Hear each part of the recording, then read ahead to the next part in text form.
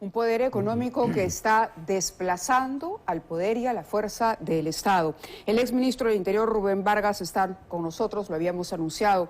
Rubén, ¿qué hace distinto o por qué este escenario que se presenta en Patás requiere de una articulación diferente al combate de la delincuencia común?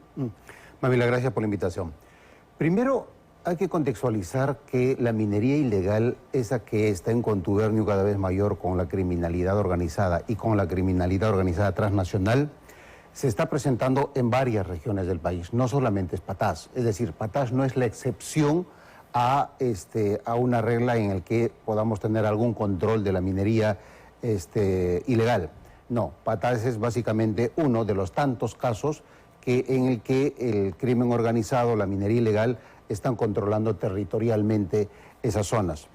Estamos hablando también, digamos, de una mezcla en varias regiones del país de una especie de narcominería, es decir, de un trabajo conjunto, compartiendo espacios y autofinanciándose o financiándose mutuamente entre narcotráfico y minería ilegal. Eso es lo que está pasando en Puno, con mayor insistencia, es lo que está pasando con la minería de dragas en el río Amazonas, en la región Loreto. Claro, es increíble, pero se van produciendo estas especie de acuerdos o de asociaciones, para ponerlo en términos más claros, como por ejemplo lo que ocurre con Sendero Luminoso en el Braem al servicio del narcotráfico, que de pronto también opera de la mano de la tala ilegal, ¿no? Y se asocian para que finalmente todo este espacio sea un espacio donde ellos mandan y deciden lo que se hace y lo que no se hace. Exactamente. Entonces, una característica nueva de estas economías ilegales en general y particularmente de la minería ilegal es que están contratando los servicios, entre comillas, de seguridad de estas estructuras criminales en la medida que el negocio de la minería ilegal está creciendo en efecto exponencialmente. Las 24 regiones del Perú tienen minería ilegal. Lima, a pocas horas, por ejemplo, en Canta, en la provincia de Canta, en la Sierra de Lima, hay muchísima minería ilegal, de modo que para hablar de este problema no necesitamos referirnos a zonas alejadas como La Rinconada o Madre de Dios, etc. En Lima hay mucha minería ilegal. Las 24 regiones del Perú están contaminadas de minería ilegal. Es la primera economía ilegal de todas las que existen, más allá inclusive del narcotráfico. Si me permite, ¿por qué se llega a detonar explosivos y por qué llegan los delincuentes hasta el socavón? Sí. Eso es lo que impresiona, porque que haya una convivencia de lo legal con lo informal o lo ilegal, vamos, este fenómeno lo conocíamos, pero lo que ha ocurrido el día sábado ha sido un ataque planificado, organizado con antelación, ¿no? Y que ha podido penetrar la zona que regenta la mina, las instalaciones de la mina, que paga impuestos y que además no tiene una mala relación con las comunidades, dicho sea de paso. Sí, lo que pasa es que en el caso de Patás y en muchas otras también, estamos viendo a ese crecimiento de la minería ilegal, hay, digamos, el concepto que está creciendo junto con ella es el de control territorial. Y un control territorial, digamos, a partir de hacerse por la fuerza del material aurífero que hay en determinadas zonas. En Patás lo que estamos viendo es, digamos, la pelea por quién tiene el mayor volumen posible del material aurífero, del material que contiene el oro. Exactamente. Entonces, lo que está pasando con la minera poderosa es, digamos, estructuras criminales, mineros ilegales están ingresando a las zonas de concesión de la empresa formal de la poderosa y ellos, digamos, con el poder fáctico, con el poder del fusil, con el poder de la dinamita, ¿para extraer están poniendo, por supuesto, para poner en jaque a la empresa y a todo el sistema. Las estructuras criminales en Patás, Mabila, están sacando material aurífero de los propios túneles de la empresa. Y esto no es reciente, esto se viene, digamos, produciendo de hace mucho tiempo atrás. Tanto la empresa, entiendo, como las autoridades locales, el alcalde, los dirigentes ronderiles, etcétera, han denunciado esto sistemáticamente. Hace poco han estado en la PCM, han estado en el Ministerio del Interior, denunciando la situación de abandono en el que se encuentra la provincia y el distrito de Patás, pero el Estado, el gobierno, los ha abandonado. De modo que cuando el primer ministro dice que los que asesinaron a estos trabajadores de la mina, los responsables son los delincuentes, no, un momento. También hay una responsabilidad del Estado, del gobierno, por no atender, por no brindar ese servicio que es absolutamente básico. De funciones. No, es digamos, una de las principales responsabilidades que tiene el gobierno. Claro, el Estado es proveer seguridad.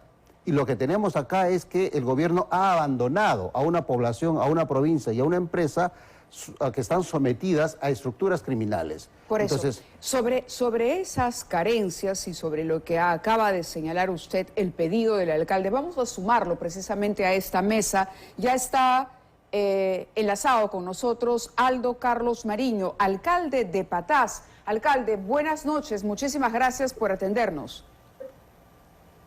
Buenas noches, Mávila. Buenas noches, exministro.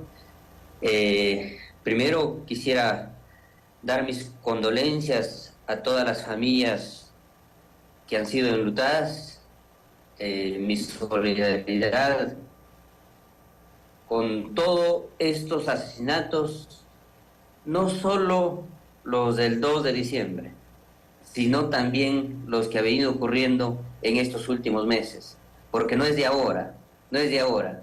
Hemos venido comunicando al gobierno central, al ministro del Interior, que vivimos en un lugar donde la criminalidad está en su máxima expresión. Alcalde, ¿tiene usted, no podemos decirle dinero si me permite, la cifra de, usted ha dicho, no es solo esta vez?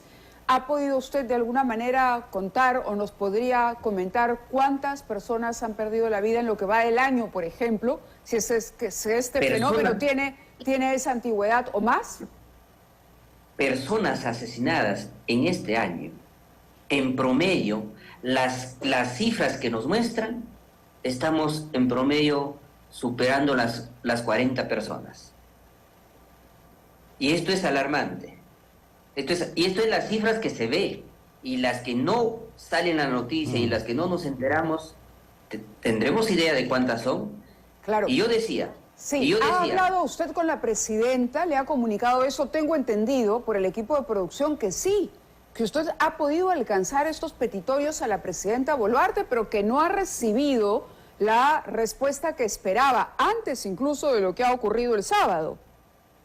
Claro, en muchas oportunidades. Yo he visitado Palacio con muchos alcaldes de la región La Libertad, y ahí siempre he dicho que Patás está sometido al olvido, que Patás no es atendido por el gobierno nacional, y que lo miren a Patás. Así como tenemos estos temas delincuenciales que azotan a nuestra población, estamos sometidos a un olvido, porque de nada sirve, y hay un lamento de todos los patasinos, de ser los primeros productores de oro. Minera Poderosa es la primera productora de oro a nivel nacional. Minera Aurífera Retamas es la tercera productora de oro a nivel nacional. Pero Patás no tiene un centímetro de carpeta asfáltica, tenemos las peores vías de comunicación.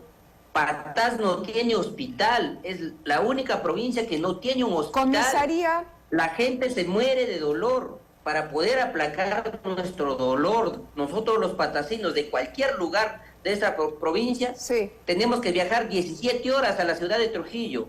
Cuesta una carrera 1.500 soles, 1.500 soles cuando tienes una apendicitis o cuando tenga que intervenir una cesárea. Si no tienes 1.500 soles para trasladarte hasta Trujillo, que es lo que cuesta la carrera, simplemente estás condenado a morir con el dolor, soportando ese dolor. Eso es la realidad de la provincia de Patás. No tiene sentido ser los primeros productores de oro cuando no tenemos hospital, cuando no tenemos un centímetro de carpeta asfáltica. Y eso yo se lo he dicho a la presidenta, ¿no? Y ahora, estas muertes, que sirva para que el Estado, aunque duele decirlo, pero hay que decirlo, para que el Estado nos mire, para que el gobierno central se dé cuenta que existimos, que no solo vean... ¿Y el regional, alcalde, ha podido usted también alcanzar esta preocupación al gobernador? Hemos conversado con el gobernador en varias oportunidades, y en verdad en el viaje que hicimos juntamente con el gobernador a la ciudad de Lima fui contundente con la presidenta. Hablé sobre el tema de vías de comunicación, hablé sobre el tema de salud, que la gente se muere en el camino. Sí. Recientemente más de 28 muertos en un solo accidente de tránsito por el mal estado de nuestras vías de comunicación. Entonces, también ya hablé de que teníamos el distrito de Patás y el distrito de Parcoy, que la gente se asesinaba. Si no, por no decir todos los días, será dejando un día, pero esto viene ocurriendo. Entonces, se le dijo en su momento, nosotros como gobierno provincial hemos presentado al Ministerio del Interior un proyecto de seguridad ciudadana. Hasta la fecha no somos atendidos. Entonces, pero no quisiera tanto llenar de petitorios, sino simplemente decirles que en este asesinato, en estos asesinatos que ocurrido en la provincia de Patás, tenemos cómplices. Y los cómplices, la inacción, la inercia de la presidenta y del ministro del Interior. No encuentro otro responsable, no encuentro otro responsable.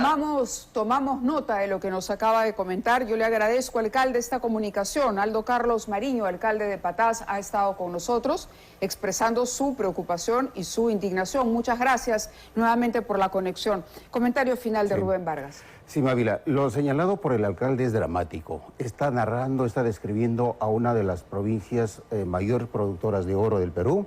Está hablando de la provincia, de una de las provincias más abandonadas por el Estado, y lo que tenemos como reacción, como respuesta de este gobierno frente al problema de la minería ilegal y de la criminalidad organizada, son acciones voluntaristas, son acciones aisladas, son acciones como si se tratara simplemente de un hecho criminal absolutamente aislado. La elevación de penas, el anuncio de esta central para unificar los servicios entre bomberos, policías. Es lamentable, pero el país está absolutamente a la deriva en cuanto a criminalidad se refiere. La inteligencia que anuncia, por ejemplo, que se necesita, la inteligencia de la que se hablaba. Mira, pero lo que se necesita es una estrategia que permita enfrentar en general a las economías ilegales y especialmente a la minería ilegal. Necesitamos saber qué es lo que está haciendo la SUNAT para, digamos, para controlar el desvío de los insumos químicos.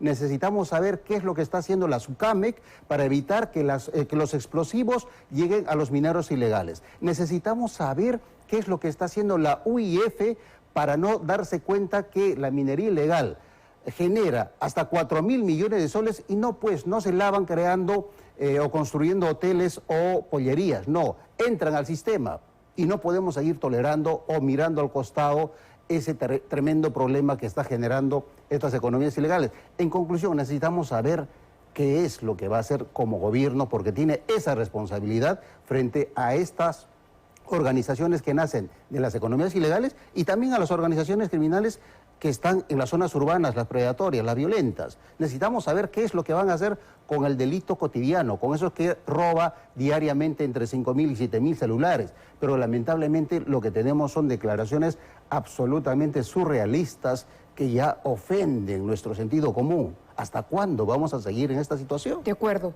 Rubén, yo le agradezco, como siempre, que haya estado con nosotros aquí tratando de entender qué es lo que está pasando. Por otro lado, también un llamado de atención al Congreso, que ciertamente es cómplice. Este reinfo, este registro no ha funcionado. Por el contrario, en el Congreso pretenden prolongarlo ad eternum. Eso ocurrió durante el gobierno de Pedro Castillo y está ocurriendo con este Congreso. ¿Por qué? Porque esta economía ilegal también tiene brazos y operadores políticos en el legislativo, y a esto hay que decirlo así con todas sus letras. Muchas gracias por estar con nosotros esta noche. Vamos ahora con el